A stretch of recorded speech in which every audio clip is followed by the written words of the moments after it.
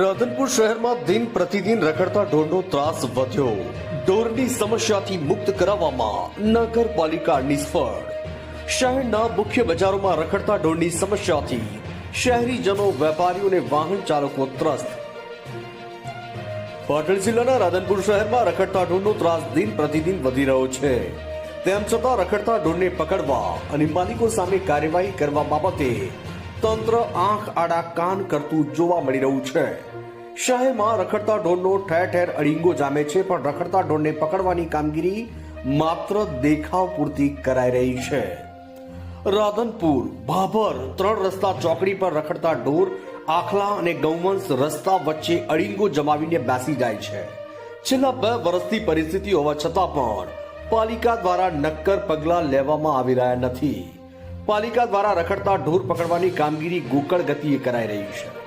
શહેર તેમજ ગ્રામ્ય વિસ્તારમાં 400 કરતા વધુ ઢોર રસ્તા પર ફરતા હોય.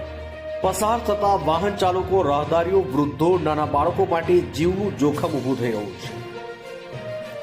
રાધનપુર પંથકમાં રખડતા ઢોરના કારણે અત્યાર સુધી 5 લોકોના મોત થયા છે.